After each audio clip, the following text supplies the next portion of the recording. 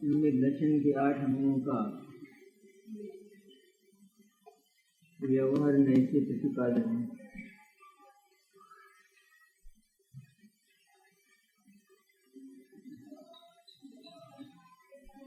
स्थितीकरण उनकी चर्चा है। स्थितीकरण व्यवहार मोक्ष मार्ग से कुछ रुके हुए आत्मा को स्थिर करना स्थितीकरण है। व्यवहार मोक्ष मार्ग सम्यक दर्शन ज्ञान चारित्र के अनुसार 3 प्रकार का होता है। सम्यक दर्शन के निमित्त रूप जो शुभ भाव हैं उनको व्यवहार सम्यक दर्शन कहते हैं। सम्यक दर्शन के निमित्त रूप शुभ भाव, इसका अर्थ यह हुआ कि जिस विशुद्धि के हुए बिना सम्यक दर्शन नहीं होता, इसका नाम हुआ निमित्त रूप शुभ भाव। निमित्त बनाए तो निमित्त है, अन्यथा वो आकर चला जाता। सम्यक दर्शन के निमित्त रूप शुभ भाव कितने प्रकार के? मुख्य रूप से तो एक ही प्रकार है, सच्चे देव गुरु धर्म की श्रद्धा अथवा सात तत्व की श्रद्धा। श्रद्धा में ज्ञान पूर्वक श्रद्धा। श्रद्धा का अर्थ क्या हुआ? सच्चे देवगुरु शास्त्र का स्वरूप जाने और फिर उसमें ऐसी प्रवृत्ति हो कि देव यही हैं, देव यही होते हैं, अन्य नहीं हो सकते।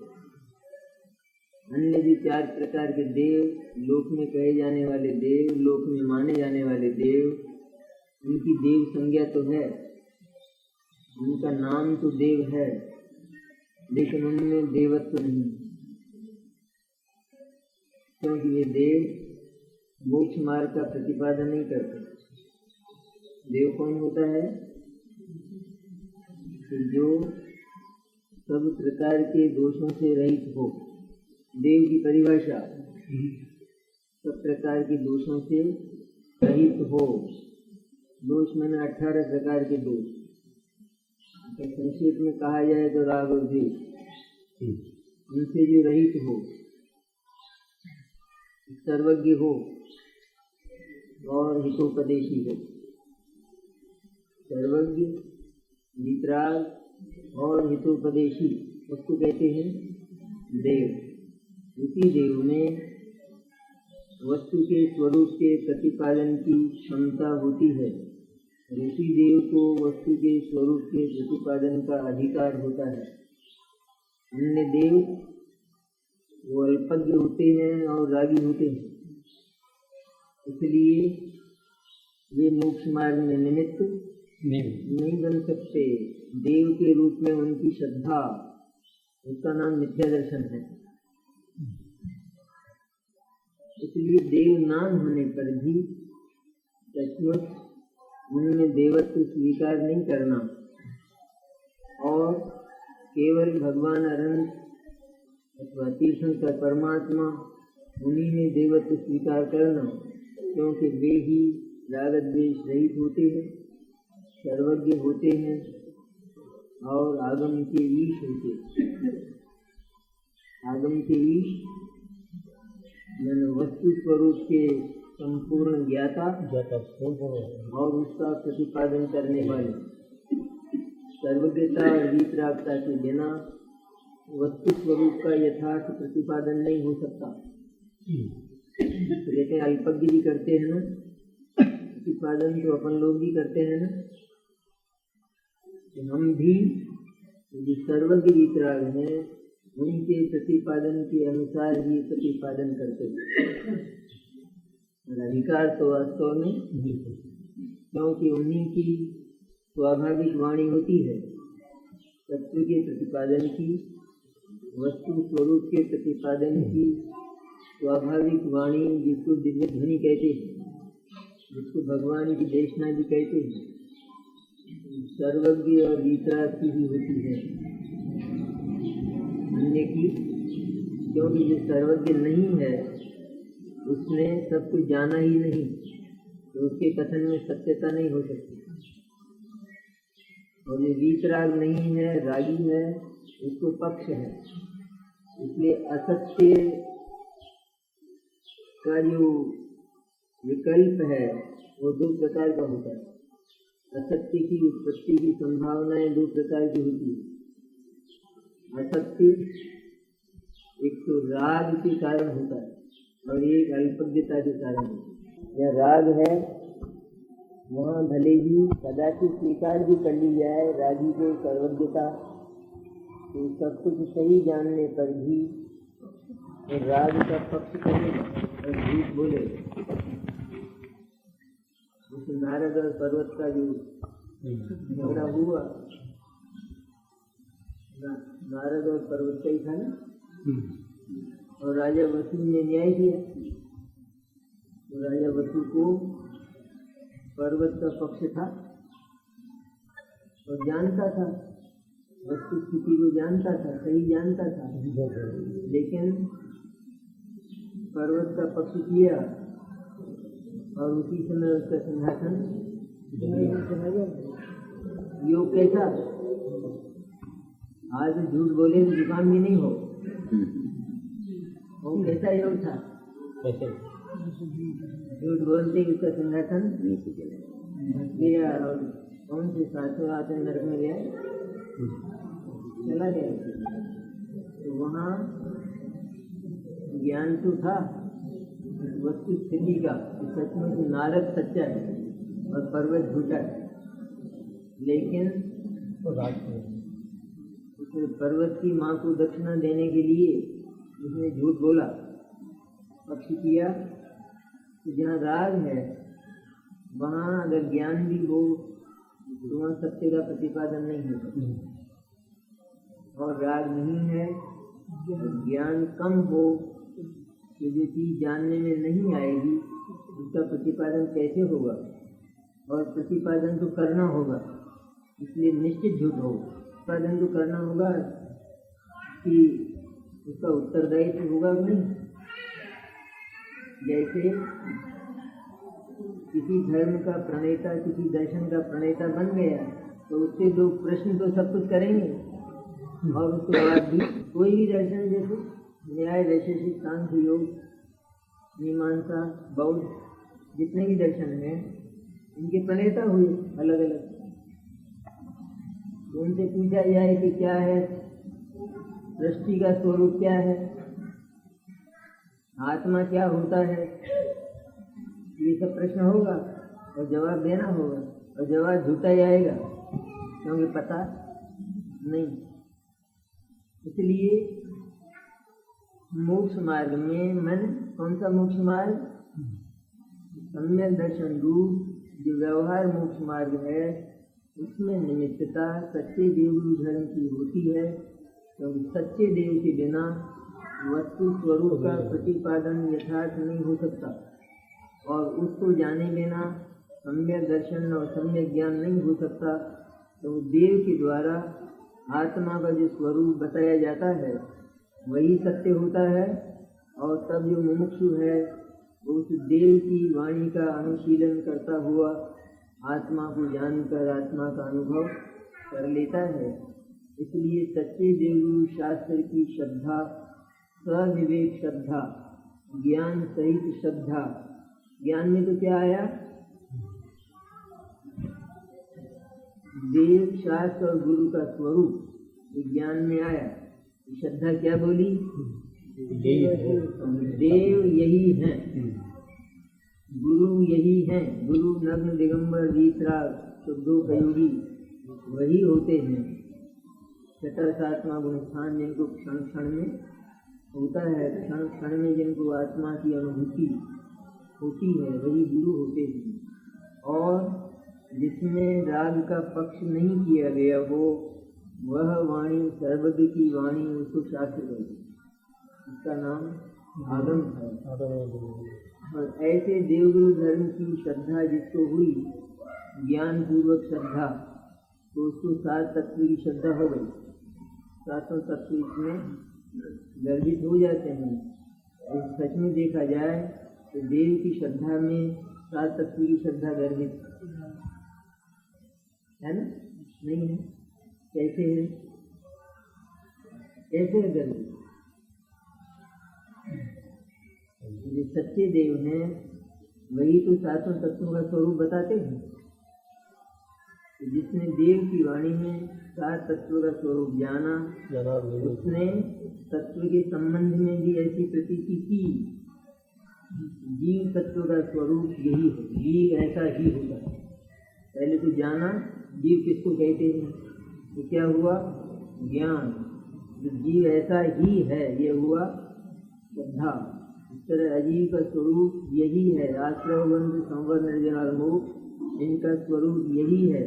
इनमें ये कौन है, उपाधि कौन है, ऐसा जाना। तो पहले ये और उपाधि जाना स्थूलता से, उसके बाद जाना सूक्ष्मता से। आश्रय और बंध ये हे तत्व हैं, पुण्य और पाप ये हे तत्व हैं।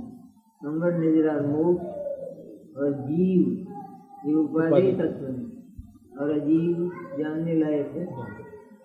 अजीब तो सिर्फ है इसलिए जाना जाता है इसलिए जानने में आता है। और फिर इससे भी बारीक कि केवल जीव तत्व ही उपाधि है और शेष सब तत्व ही है। ठीक है?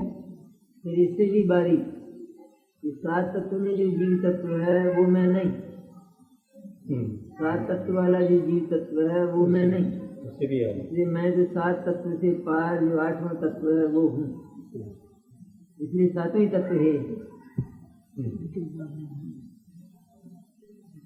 और एकमात्र मैं शुद्धात्मा उपाधि हूँ। इस तरह ही की जिसमें योजना होती है उसका नाम है सम्यक दर्शन, प्रतीति उसको कहते हैं। तो ऐसी श्रद्धा सच्चे देवगुरु धर्म की अथवा 7 तत्व की ज्ञान पूर्वक जो श्रद्धा है उसको व्यवहार सम्यक दर्शन कहा जाता है।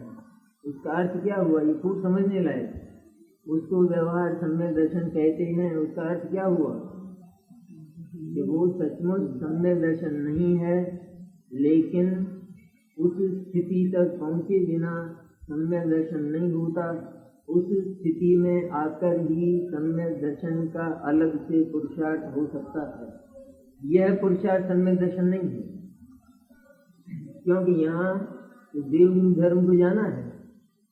लेकिन देवगुरु शास्त्र को जानकर उनकी प्रतिपादित वाणी का विषय मैं जीव तत्व हूँ।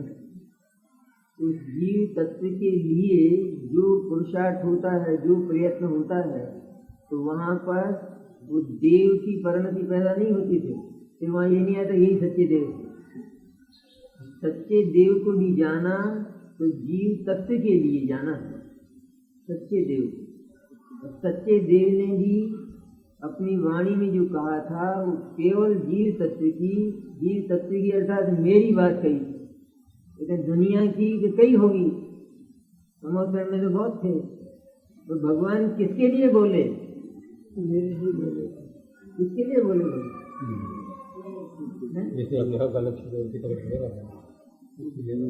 भगवान मेरे को कह रहे हैं। ऐसा सुनता है समोसरण में, सुनना चाहिए। यहाँ इस समोसरण में भी ऐसे ही सुनना चाहिए। भगवान की वाणी का ही है सब कुछ। भगवान की वाणी जहाँ हो तो 5 आदमियों की सभा भी समोसरण है। ऐसा ही समझकर वाणी सुनना चाहिए। ये वाणी का आदर है।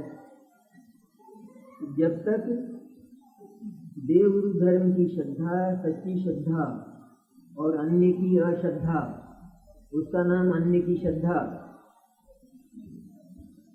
अन्य की अश्रद्धा, उसका नाम श्रद्धा। जैसे एक तो रोटी और एक कोयला, दोनों की श्रद्धा अपने को है कि नहीं? दोनों की श्रद्धा है कि नहीं? दोनों की श्रद्धा एक ही होती है। ये रोटी खाओ ऐसे कोयला खाओ, ये कैसी श्रद्धा? ये खाने लायक है, रोटी खाने लायक है और कोयला खाने लायक नहीं, उसके साथ नहीं लगेगा। और इसके साथ हाँ लगेगा। उसकी श्रद्धा क्या हुई? ये खाने लायक नहीं है, ये उसकी श्रद्धा है।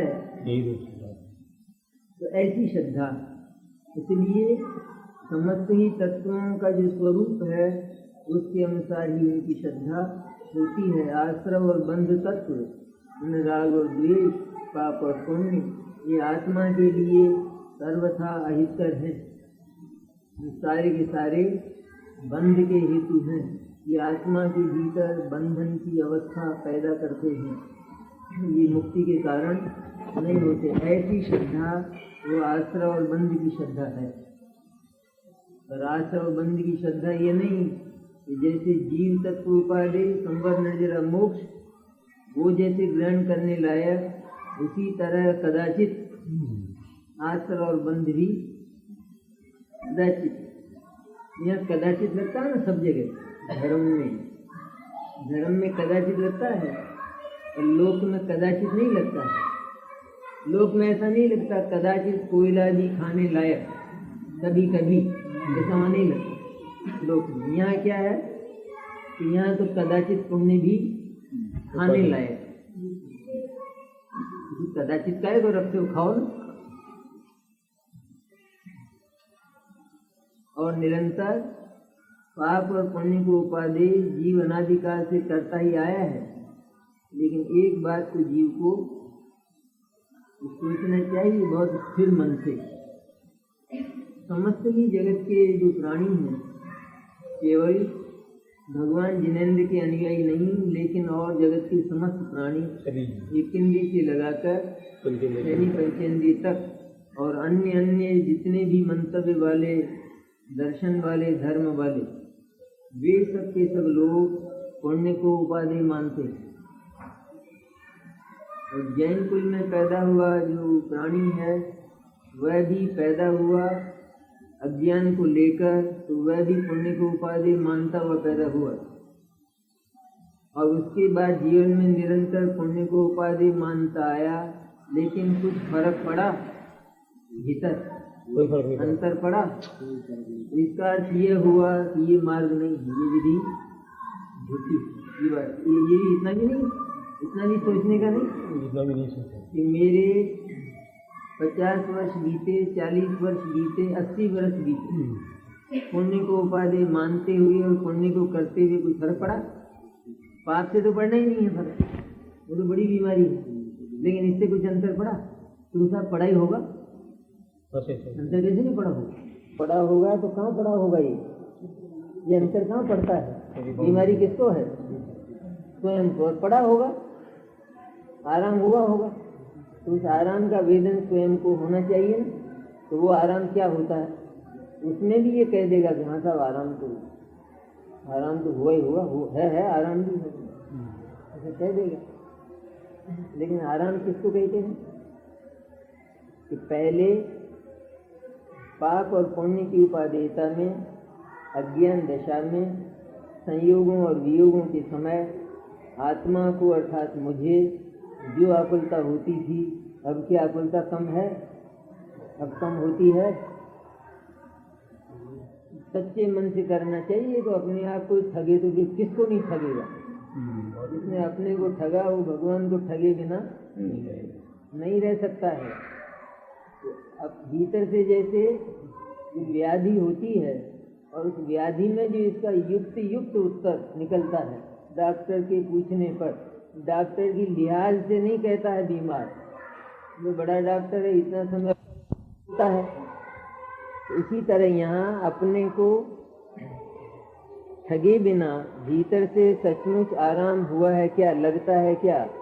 और जीव को रोग क्या है? जीव को तो राग द्वेष और उसके कारण होने वाली आकुलता का रोग है, उसी का रोग है ना। उसमें कुछ कमी आई कि नहीं? यदि कमी आई है तो मार्ग सच्चा है, कमी नहीं आई है तो मार्ग ठीक है, एक बात तो यह है। और दूसरी बात क्या है कि सारा ही जगत जिस चीज को उपादेय कहता है, यदि जैन दर्शन भी उसी को उपादेय कहता है तो जैन धर्म का मोक्ष मार्ग तो अलग नहीं है। ये बिल्कुल इसमें कोई विलक्षणता नहीं है। तो सर्वज्ञ परमात्मा भी उन सामान्य लोगों जैसे हुए, जैसा उन्होंने कहा पुण्य को उपादेय, उसी तरह तो इन्होंने उनकी चकलस में कहा होगा भगवान ने, सर्वज्ञ ने, ये लोग पुण्य को उपादेय कहते हैं, अपन ऐसा मत बोलो, अपन इनका विरोध करो। इसलिए कहा है उन्होंने तो पुण्य भाव का अभाव करके बोला है कि पाप और पुण्य का अभाव करने पर जो अनंत शांति और सुख मिला है, उस सुख की बात हम अपनी वाणी में करते हैं। जिस विधि से हमने उसको पाया है उसी विधि से सारा जगत पाएगा, दूसरी कोई विधि नहीं है, ऐसा कहा। तो इतना अंतर तो जानना चाहिए जीव को कि मैं धर्म के नाम पर जो कुछ करता आया हूँ तो उससे मेरे परिणामों में और उसके कारण होने वाली आकुलता में अंतर पड़ा है या नहीं, नहीं पड़ा है तो वो मार्ग नहीं। और दूसरा, जिस तत्व की उपादेयता अनादिकाल से चली आई तो कभी का मोक्ष हो जाता, अगर वो मोक्ष का मार्ग होता तो इतना लंबा समय बीतता है क्या? मार्ग मिल जाने पर तो इतना लंबा समय बीतता है जैसे अज्ञानी का समय बीत रहा है, क्या इस तरह ज्ञानी का समय बीतता है? मार्ग मिल जाने पर वो तो गंतव्य पर पहुंच जाएगा। लेकिन जिस श्रद्धा के कारण आज तक मेरी स्थिति ये चली आई और इस जीवन में भी मैं अनुभव करता हूँ कि स्थिति वही है, तो फिर यह मार्ग नहीं है, गलत है। ये युक्ति हो गई, ये युक्ति बाल गोपाल भी लगाएगा, बाल गोपाल भी।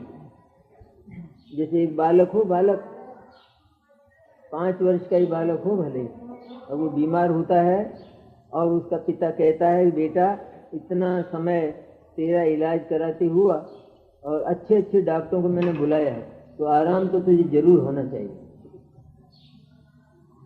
तो बालक क्या कहता है कि पिताजी मेरे को तो बिल्कुल नहीं बोलेगा, बोल देता है। तो इसमें ज्यादा अकल की जरूरत होगी, आज मिटने में अथवा कम होने में ज्यादा अकल की जरूरत है। कैसा वो आकुलता अगर कम हुई हो तो हमको क्या पता, तो ये किसको पता चलता है?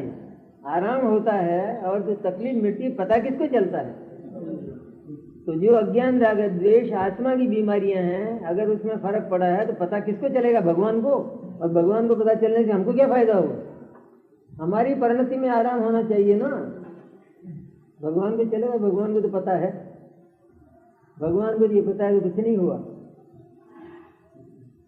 लेकिन उससे क्या है? भगवान हमारी बात जाने न जाने से हमको क्या मतलब है? जानते हैं, वो जानते हैं, लेकिन उनके भी बस की बात नहीं है।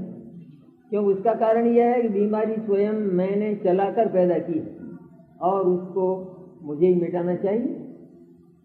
इस तरह जहाँ आकुलता कम होती है तो वहाँ पर सच्ची शांति का वेदन भी होना चाहिए। तो जिस मार्ग से आज तक बात ज्यों की त्यों चली आई वह कोई मार्ग नहीं थी, इसलिए जो व्यवहार है वो कोई सच्चा मार्ग नहीं है। उसकी कीमत कितनी, व्यवहार की कीमत कितनी है? व्यवहार की भाव भूमि तक आकर सच्चे मोक्ष मार्ग के लिए, सम्यक दर्शन ज्ञान चारित्र के लिए पुरुषार्थ किया जा सकता है। बस इतनी बात। जैसे यहाँ आए ना, सुनने आते हैं, शास्त्र सुनने आते हैं, तो केवल एक यही रास्ता है कि पहले जिनवाणी सुनी जाए और फिर उसका विचार करके निर्णय किया जाए तो कुछ पा सकते हैं। ठीक है, सिनेमा जाए, सिनेमा जाए तो ये बात समझ में आ गई? वो नहीं आती।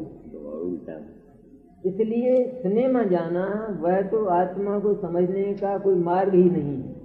ठीक है, तो क्या है मार्ग? कि मार्ग तो आत्मा को समझना ही मार्ग है सचमुच तो, पर उस समझने की भूमिका क्या होती है? कहाँ आकर वो समझा जा सकता है? कि जहाँ उसका स्वरूप बताया जाए और अनादि से उसके स्वरूप का पता नहीं है, तो जहाँ बताया जाए वहीं आकर उसका पता किया जा सकता है और पता चलाकर फिर उसको पाने का पुरुषार्थ अलग होता है। पहले तो आत्मा का स्वरूप उस शुद्ध ज्ञान में जाना जाता है क्या है आत्मा, और फिर उसकी प्राप्ति का जो मार्ग है वो मार्ग क्या होता है कि सीधी हमारी जो वृत्ति, हमारी जो पर्याय है वो आत्मा की तरफ हो, जिसको पाने का मार्ग है। और की तरफ हो, भगवान की तरफ हो तो आत्मा कैसे मिले? उसकी तरफ आत्मा की वृत्ति हो। ये भूमिका है कि जहाँ जिस विषय का सच्चा परिचय हो, वास्तविक परिचय हो, तो वहाँ जाकर उसका परिचय किया जाए। जिसको परिचय हो उसके पास जाकर उसका परिचय किया जाए, क्योंकि अनादि से उसका परिचय नहीं है। उसका परिचय होने पर फिर उसकी जो विधि बताई जाए, उस विधि में ये स्वयं प्रवृत्त हो। उसकी विधि क्या है कि जिस समय तुम आत्मा का अनुभव करो तो हमको किसी को याद मत करना, ये विधि बताने वाला कहेगा। अगर वो कहता है कि मेरे को मत भूलना, तो वो ठग है। जब भगवान भी ऐसा बोले तो भगवान नहीं मानना उनको। वो क्या कहेंगे कि उस समय तू बिल्कुल सब भूल जाना, किसी को याद मत करना, केवल अपनी वृत्ति को अपनी आत्मा में लगाना, उसी के साथ जोड़ना, उसी के साथ युक्त करना, बीच में किसी एजेंट को मत लाना, क्योंकि एजेंटों का धंधा नहीं है मोक्ष मार्ग का, सीधा धंधा है। ऐसा बताते हैं विधि। सुनने का भी लेकिन भूमिका ये निमित्तता होगी ना सुनने की। आत्मा का परिचय केवल जहाँ सर्वज्ञ की वाणी चलती हो वहीं हो सकता है, अन्यत्र नहीं हो सकता। तो इसको कहते हैं व्यवहार। लेकिन यहाँ आने मात्र से कुछ नहीं होना, सुनने से कुछ नहीं होना, विचार करने से कुछ नहीं होना। इतने से नहीं, क्योंकि जो विचार कर रहा है तो उसको मिला कहाँ है अभी? जब मिल जाता है तो उसका विचार, तो अभी जो विचार में ही है तो वो तो ये सोच रहा है कि पाना चाहिए कि नहीं पाना चाहिए, विचार कर रहा हूँ। इसलिए विचार का मार्ग, लेकिन विचार आता है प्राप्ति के पहले, विचार अवश्य आता है, आना ही चाहिए। विचार के द्वारा निर्णय होना चाहिए, और जब निर्णय हो जाए आत्मा का स्वरूप ऐसा ही है। जैसे एक लक्ष्य वेद करता है ना, तो पहले वो सारी सावधानी करता, सारा अपने आप को एकदम उसके योग्य बनाता है। नहीं, लक्ष्य वेद करने वाला यूं झांके उठ रहा हो, बैठ रहा हो, हाथ कांप रहा हो, पैर कांप रहे हो, ये कोई तरीका है? क्या है? लक्ष्य वेद करने वाला क्या करता है?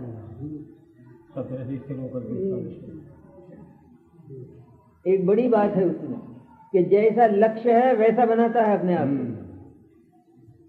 लक्ष्य चल रहा है क्या?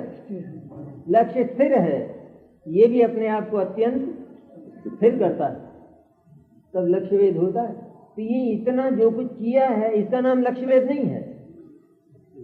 लक्ष्य वेद के लिए इतना तो सब कुछ करना पड़ता है, पर इसका नाम लक्ष्य वेद नहीं है। इतना सब कुछ करके तीर चलाना, उसका नाम लक्ष्य वेद होता है। इसी तरह ये सारा, ये जितना भी है, जिनवाणी सुनना, देव दर्शन करना, चित्त में दया आदि का परिणाम होना, यह उसके योग्य बनने की बात है, उस भूमिका की। उसके बाद लक्ष्य वेद होता है, उसमें सबको भुलाकर, सब ओर से अपनी वृत्ति को समेटकर आत्मस्थ करना, उसका नाम हुआ सम्यक दर्शन और आत्मानुभूति। उस आत्मानुभूति के लिए, सम्यक दर्शन के लिए जो भावभूमि होती है उसका नाम है व्यवहार सम्यक दर्शन, उसका नाम है व्यवहार सम्यक ज्ञान, और उसके साथ में जो कषाय की मंदता है उसका नाम है व्यवहार सम्यक चर्चा। ये है तरीका। ऐसा जो व्यवहार मोक्ष मार्ग है उससे कदाचित कभी स्खलन हो, शिथिलता आ जाए, तो उसमें अपने आप को अथवा अन्य को भी पुनः स्थापित करे। शिथिलता के अवसर, चिगने के अवसर, डिगने के अवसर, गिरने के अवसर बहुत होते हैं। देसी श्रद्धा गिर जाए, कोई बड़ी विपत्ति आ जाए और लोग चारों तरफ से जैसे कोई ठग होते हैं, इस तरह से सब लोग इकट्ठे होकर कहने लगे, अरे फिर क्या हुआ, एक बार अगर एक बार वहाँ चले जाओ उस देवता के पास, तुम्हारा बिगड़ क्या जाएगा? तुम्हारा धर्म ऐसा है क्या इतना कमजोर? किसी देवता के पास जाने से बिगड़ जाता है। ऐसा धर्म भी क्या जो किसी के सामने माथा झुकाते ही बिगड़ जाए? भाई हम तो ऐसा धर्म नहीं मानते थे। तो आ जाएगा नहीं तो कोई विपत्ति हो बड़ी तो मन में ऐसा विचार आ जाए कि एक बार चले क्या, ये डिगना हो गया। ऐसा परिणाम स्वयं के भीतर पैदा हो तो अपनी प्रतिज्ञा, ये तो प्रतिज्ञा है व्यवहार मोक्ष मार्ग भी, सच्चे देव धर्म के अतिरिक्त किसी के सामने नमन नहीं करूंगा। ऐसा उसको पुनः पुनः याद करके, क्या याद करे? इससे असंख्य गुणी विपत्तियां झेल चुका हूँ, बस यही ठीक है कि नहीं?